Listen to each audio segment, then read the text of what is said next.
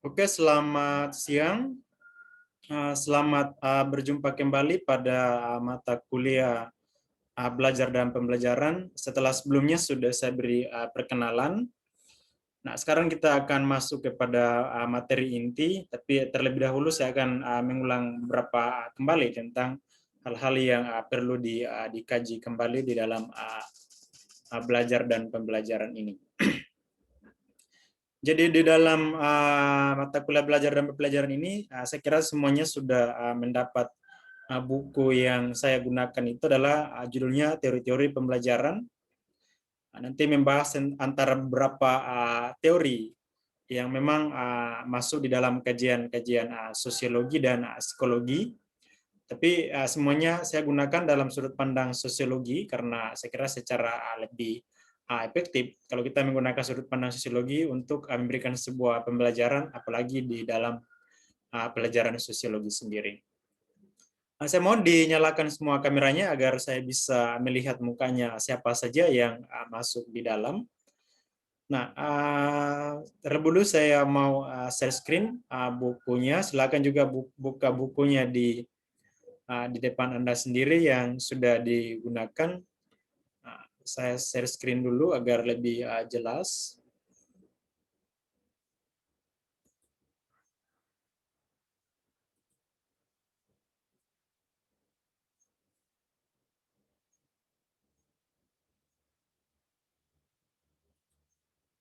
Coba Wasya di unmute, sudah kelihatan nggak?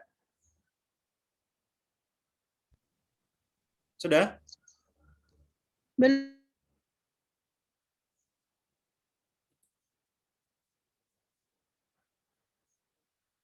Belum ya?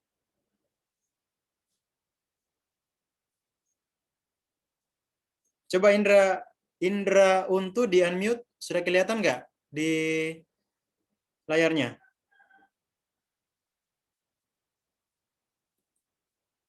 Indra sudah kelihatan nggak? Di unmute dulu, di unmute. Coba Wasya, sudah kelihatan ya?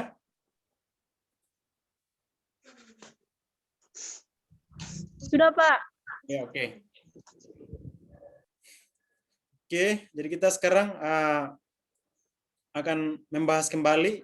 Saya tunjukkan kembali bahwa yang kita bahas ini adalah teori-teori pembelajaran ya. Jadi memang kalau Anda lihat di sini adalah murni antara beberapa sudut pandang multikultural. Saya kira multikultural di mata kuliah pendidikan multikultural sudah jelas di situ. Dan tetapi ada di antara beberapa yang saya rasa itu menarik yang kita kembangkan di sini adalah ada humanis, ada kritis, dan ada konstruktivis, ada reflektivis, ada dialogis, dan ada progresif.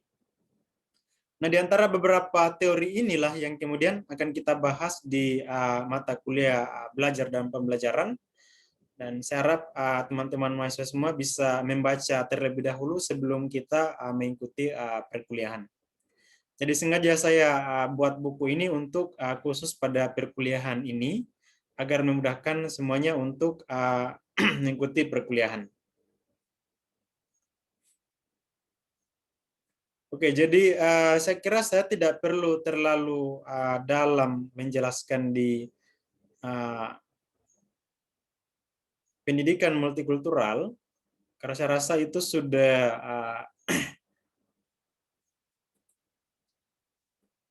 saya kira lebih mudah di situ dipahami. Nah, nanti Anda bisa baca sendiri di pengantarnya. Nah, di pengantar buku ini memang sangat real bahwa akan digunakan di dalam pembelajaran, belajar dan pembelajaran di Prodi Pendidikan Sosiologi, yang memang buku ini dirancang untuk Anda.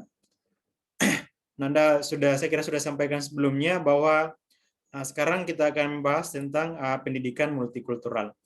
Di pertemuan selanjutnya baru kita masuk ke humanis, kritis, konstruktivisme, reflektivisme, dialogis, dan ada progresif.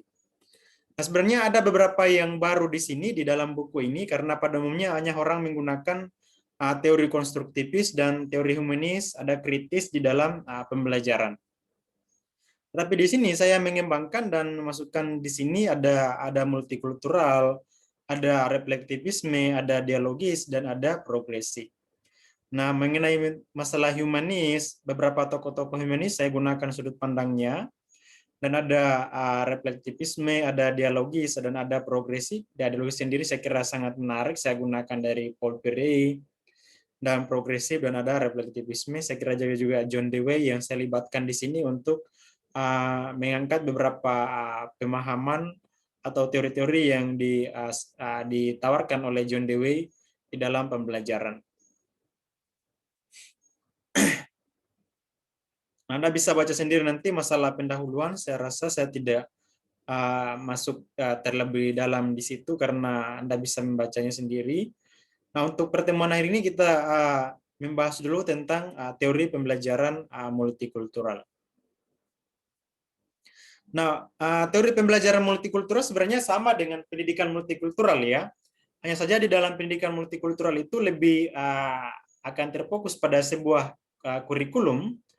Namun kalau kita berbicara masalah teori pembelajaran multikultural, maka kita di situ secara spesifik membahas tentang apa sih yang dimaksud dengan apa ya, tentang guru itu sebenarnya harusnya gimana.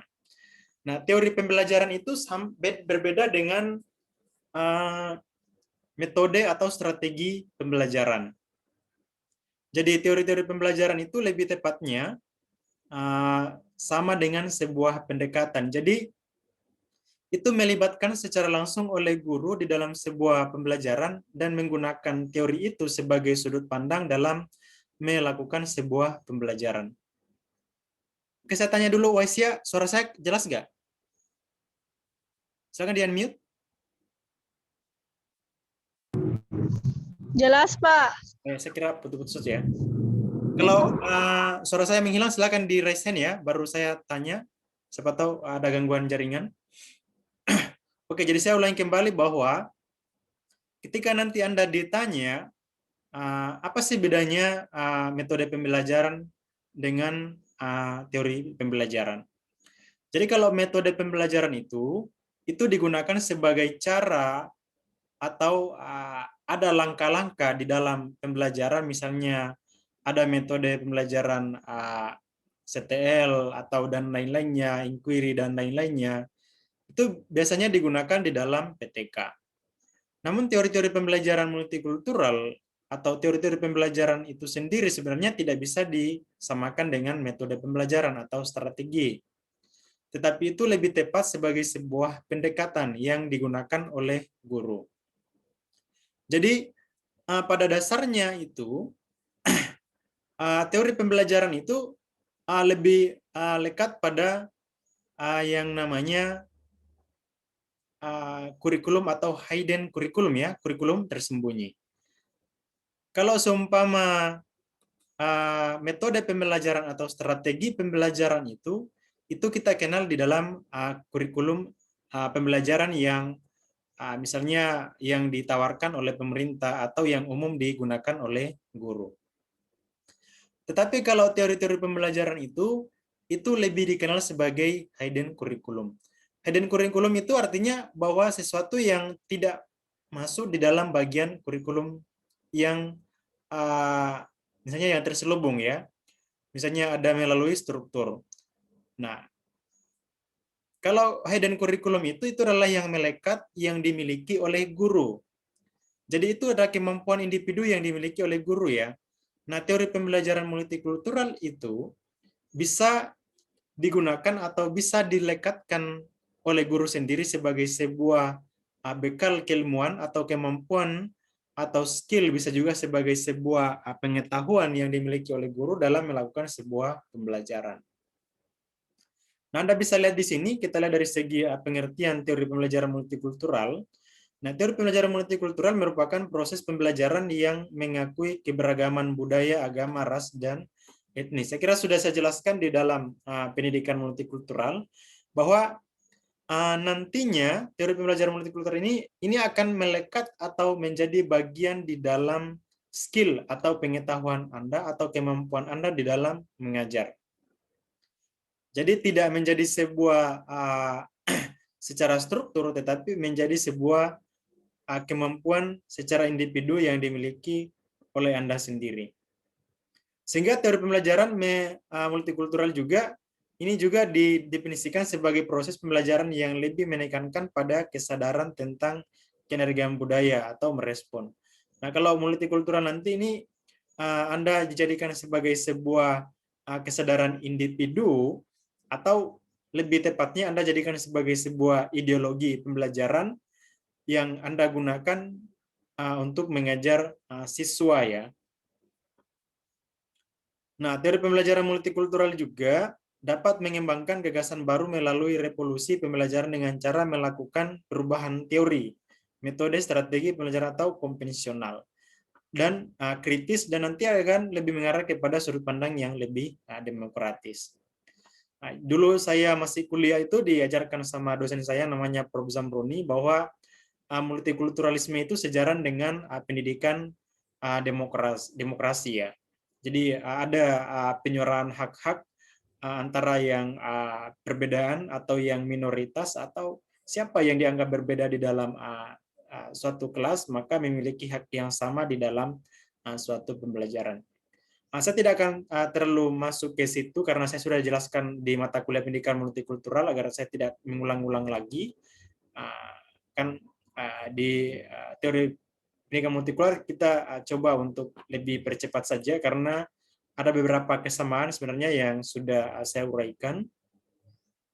Nah, nanti sebenarnya yang terpenting di teori pembelajaran multikultural itu adalah bagaimana sih sebenarnya guru sosiologi yang menggunakan teori pembelajaran multikultural. Nah, kita lihat juga di sini bahwa teori pembelajaran multikultural memiliki tujuan yang sangat penting ya. Jadi di sini Anda perlu tahu bahwa tujuannya itu memperjuangkan peserta didik agar tidak terlepas dari masing-masing komunitas kebudayaannya ya. Saya sudah jelaskan juga itu masalah tentang bagaimana menjadi seorang guru yang tidak kalau dulu kan yang saya jelaskan contoh yang pertama itu adalah siswa ya. Ketika Anda kuliah dan lainnya siswa agar tetap mempertahankan budaya Anda sebagai seorang dari Timor atau dari NTT, mempertahankan ciri khasnya. Nah, nanti adalah seorang guru ya tentunya juga seperti itu. Tetap memperjuangkan hak-hak atau ciri khas yang dimilikinya sebagai seorang guru ya. Dan membantu peserta didik yang berkebutuhan khusus. Jadi membantu peserta didik yang berkebutuhan khusus artinya itu yang masuk di dalam disabilitas ya. Jadi bagaimana sih sebenarnya untuk menjadi seorang guru yang multikultural ya. Jadi baik itu yang disabilitas itu kan luas ya, baik itu dari cacat secara fisik atau yang cara berbicara atau keterbelakangan yang lain-lainnya. Nah, itu bisa diperjuangkan melalui perjuangan dari misi yang dimaksudkan di dalam multikultural.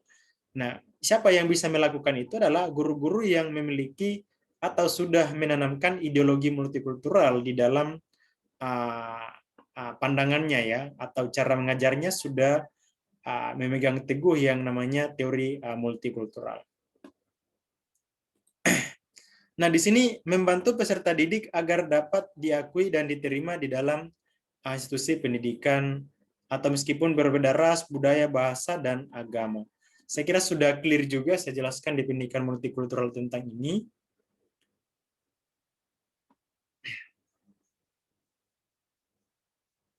Nah, ini juga saya kira perlu juga saya sampaikan bahwa teori pembelajaran multikultural dapat diterapkan pada tingkat deskriptif dan juga normatif.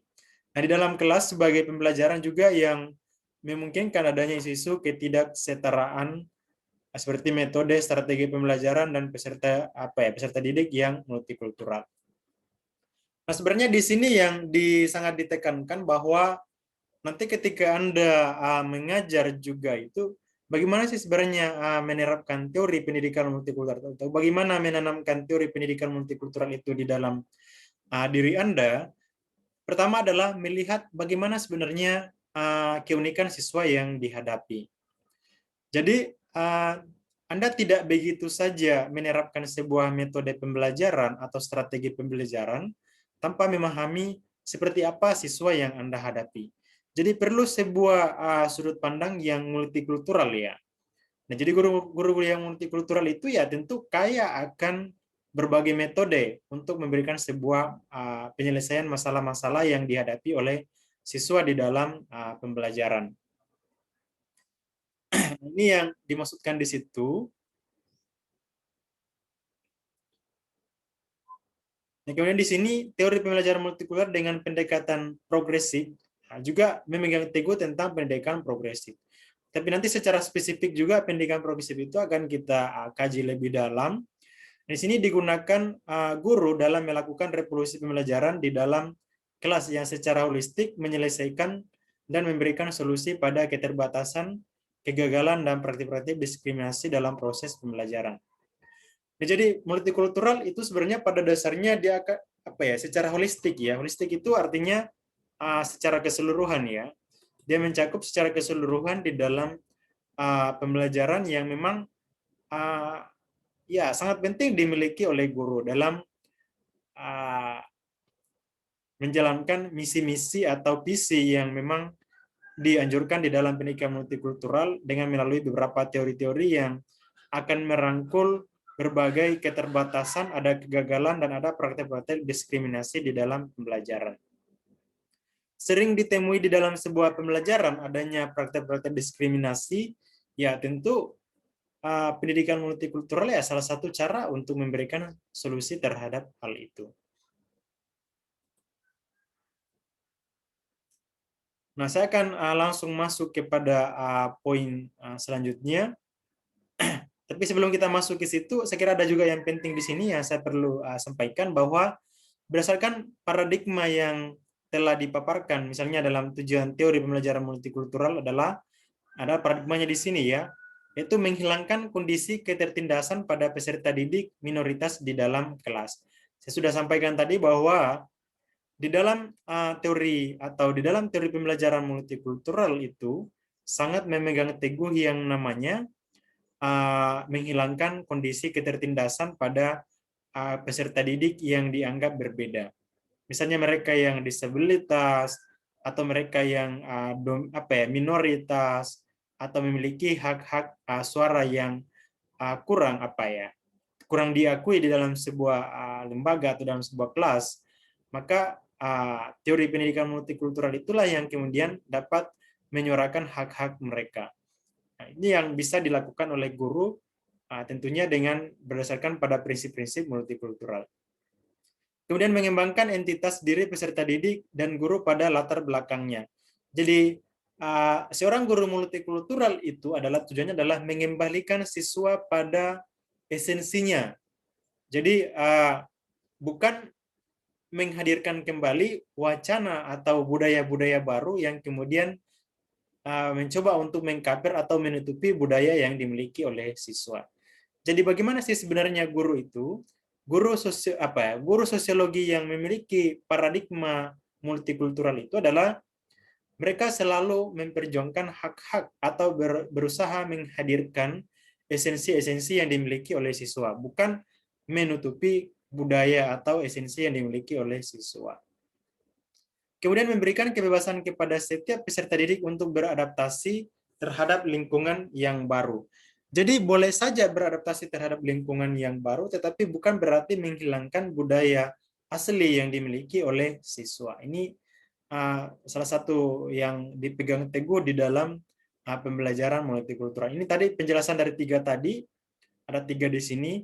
Tapi saya kira saya sudah sampaikan tadi, kita masuk saja pada perkembangan pembelajaran multikultural. Nah, sebenarnya perkembangan pembelajaran multikultural itu sama saja dengan yang saya sampaikan kemarin itu dengan sejarah, tetapi kita lebih masuk kepada pembelajarannya. Nah, teori pembelajaran multikultural telah menjadi tuntutan yang tidak dapat ditawar dalam membangun Indonesia baru. Nah, kenapa? Karena teori pembelajaran multikultural itu memerlukan kajian yang mendalam mengenai konsep dan praksis pelaksanaan. Jadi praksis itu artinya teori yang juga disertai dengan praktik ya. Jadi ini adalah teori pembelajaran. Nah, dikatakan sebagai praksis karena ada teori dan kemudian juga ada praktek. Nah, siapa sih sebenarnya yang terlibat di situ adalah guru sendiri. Nah, ini tadi yang masuk ke dalam sudah ranah praksis. Jadi yang masuk nanti ke dalam ranah praksis ya Anda sendiri. Anda nanti yang menjadi sebuah pelaku dalam proses pembelajarannya. Nah, di sini ada juga pada umumnya di sini adalah guru pada umumnya belum mempunyai pengalaman yang memadai ya pada pembelajaran multikultural. Maka dari situ dibutuhkan sebuah pemahaman secara filsafat, secara sosiologis, secara metodologis, baik itu isi tentang materi yang diajarkan, sehingga guru mampu melakukan sebuah pembelajaran ya dengan berbasis pada teori tersebut, maka dikatakan sebagai praksis. Kemudian beberapa guru telah lama menerapkan teori pembelajaran multikultural dan mereka sudah menguji kebenaran atau sebuah kebenaran teori tersebut dan dianggap sebagai sebuah hal yang sangat akurat ya. Ini diuji oleh beberapa guru atau beberapa guru-guru yang ada di khususnya di Amerika Serikat ya, yang kemudian kita coba kembangkan dan kita praktekkan di Indonesia. Tapi bukan berarti guru yang di Amerika Serikat harus seperti Anda, tetapi tetap konsisten pada budaya masing-masing, hanya saja dengan berdasarkan pada teori tadi ya.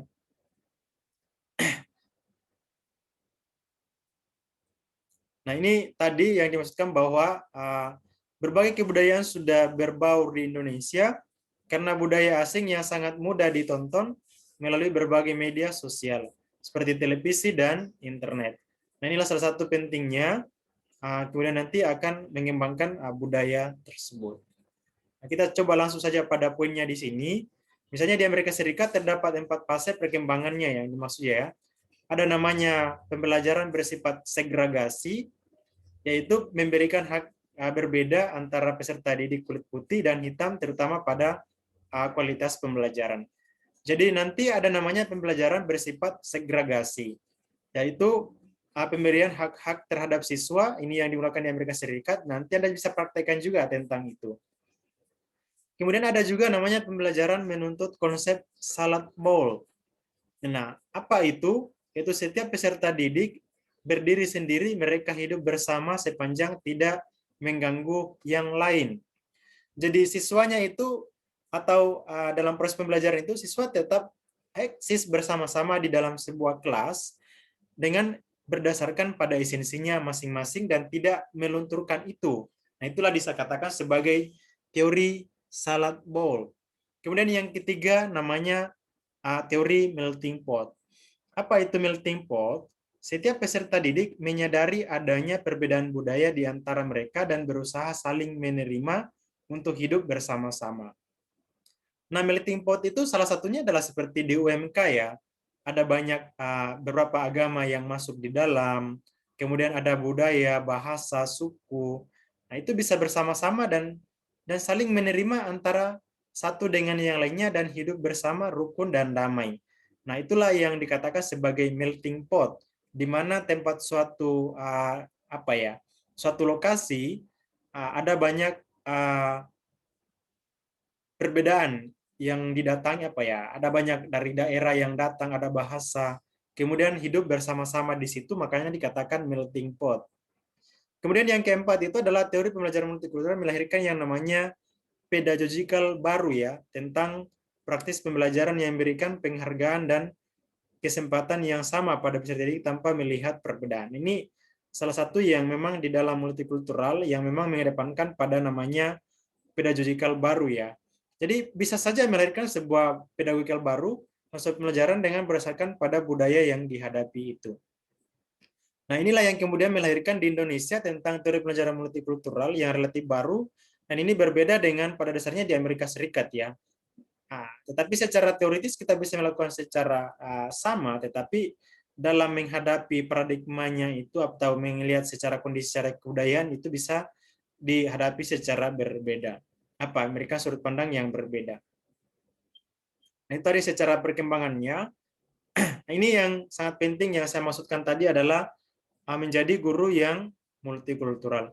gimana sih sebenarnya guru multikultural itu? Nah, guru multikultural itu Anda bisa melihat dalam proses pembelajaran itu seorang guru yang harus memberikan contoh sikap teladan kepada peserta didik sesuai dengan nilai-nilai multikultural. Jadi guru multikultural harus menjadi teladan misalnya menerima pluralitas, ada toleransi, cinta damai, dan menghargai muridnya. Nah, inilah salah satu prinsip yang Anda harus pegang. Anda nanti bisa pede atau percaya diri mengatakan saya adalah guru multikultural kalau Anda sudah memegang teguh hal ini. Nah, Anda bisa lihat di sini bagaimana sih sebenarnya bagannya seperti apa, gambarnya seperti apa. Nah, untuk menjadi guru multikultural itu yang pertama harus memahami tentang integrasi materi. Nanti di sini materinya seperti apa, memberikan materi kepada siswa itu seperti apa caranya. Kemudian memberikan sebuah konstruksi pengetahuan seperti apa caranya, penyetaraan pendidikan seperti apa, pengurangan prasangka Anda harus lakukan seperti itu. Kemudian nanti baru namanya pemberdayaan kultur sekolah dan struktur sosial. Nah, ini saya kira Anda bisa baca-baca kembali di bukunya agar bisa memahami lebih dalam di situ. Kemudian ini yang dimaksud tadi dimensi integrasi materi pembelajaran. Nah, integrasi materi pembelajaran itu adalah nanti materi-materi yang saya sudah sampaikan di mata kuliah pendidikan multikultural itulah yang nanti dimasukkan di situ ya. Anda tinggal mengulang itu, saya kira sudah paham di situ. Kemudian dimensi konstruksi pengetahuan. Nah, ini yang sangat penting juga tentang konstruksi pengetahuan. Kenapa? Karena konstruksi pengetahuan itu adalah salah satu cara di mana Anda bisa melakukan sebuah konstruksi terhadap materi-materi yang Anda ajarkan terhadap siswa ya. Siswa dapat mengkonstruksi materi yang disampaikan sehingga menjadi sebuah pemahaman yang mereka pahami ya. Yang multikultural itu ya sebuah konstruksi juga. Bagaimana Anda yang dulunya sangat inklusif sekarang menjadi seorang yang eksklusif yang dulunya sangat eksklusif sekarang menjadi seorang guru yang inklusif, menerima perbedaan dan mau hidup berbaur dengan orang lain. Kemudian pengurangan prasangka. Pengurangan prasangka itu adalah biasanya ada prejudice ya. Biasanya memberikan labeling kepada orang lain ya. Kamu orang Timur, kamu orang Sumba, kamu orang Jawa, kamu orang Bugis. Nah, itu sebenarnya labeling. Jadi kamu berbeda dengan saya sehingga kamu tidak boleh hidup bersama dengan saya. Kami di sini hanya orang-orang dari Timur saja, kami hanya orang dari Jawa saja, kami hanya orang dari Bugis saja. Jadi prinsip-prinsip seperti itu harus hilang ya. Kenapa? Karena itulah tadi, kita harus mengurangkan prasangka terhadap orang lain. Kemudian yang selanjutnya perlu ada namanya dimensi kesetaraan dalam pendidikan. Jadi ada penyetaraan ya. Penyetaraan bukan berarti memberikan persamaan ya. Jadi kita harus menerima bahwa kita itu sebenarnya ada perbedaan. Kalau kita sudah menerima bahwa itu adalah sebuah perbedaan, tentu sudah menjadi sebuah kesetaraan di dalam sebuah kerangka berpikir kita sendiri. Kemudian ada dimensi pemberdayaan kultur sekolah. Nah, kultur sekolah ini sangat penting nanti ya. Kalau Anda nanti jadi seorang guru, maka Anda bisa menciptakan iklim sekolah yang lebih multikultural. Nah, itulah namanya kultur sekolah. Yang dibangun itu adalah kultur pendidikan, yang kemudian nanti di dalamnya persamaan atau persamaan persepsi, menghilangkan terhadap prasangka terhadap orang lain. Tentunya yang dibangun adalah iklim sekolah. Saya kira tidak perlu terlalu lama di sini. Ini sudah mau azan di sini. Kalau azan nanti di sini agak ribut ya. Jadi kemudian yang terakhir di sini adalah penerapan pembelajaran multikultural. Nah, sampailah di tahap yang terakhir itu adalah Anda menjadi seorang guru yang dapat menerapkan pembelajaran multikultural. Pembelajaran multikultural itu artinya Anda tidak mengajarkan multikultural itu seperti apa, tetapi Anda nanti mengajar dengan menggunakan teori-teori yang diusung di dalam pendidikan multikultural. Bagaimana konsep multikultural itu Anda internalisasi ke dalam diri Anda.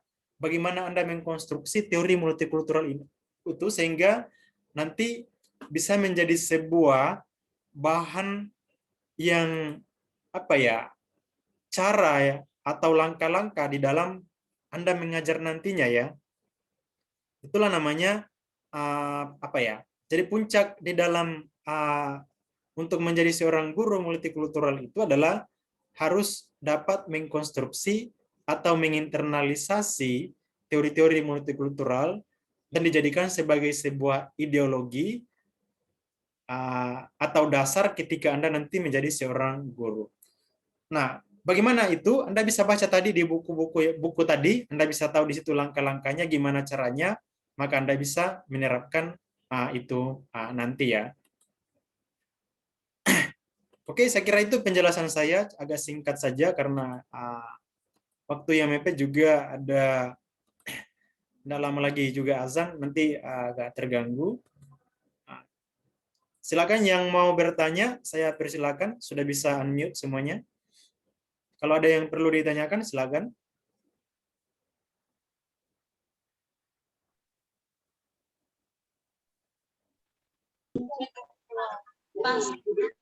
Ada yang bertanya? Kalau tidak ada, kita akhiri dan kita. Jadi minggu depan itu kita membahas tentang teori pembelajaran humanis ya.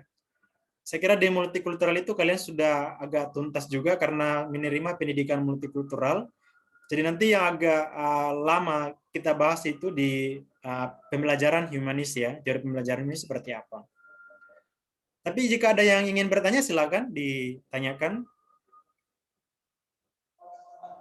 Pas, Pak. Oke ya. Sangat pas. Oke, cukup ya. Silakan dibaca-baca saja. Saya kira cukup sampai hari ini. Sekian dan terima kasih. Sampai ketemu lagi ya. Siapa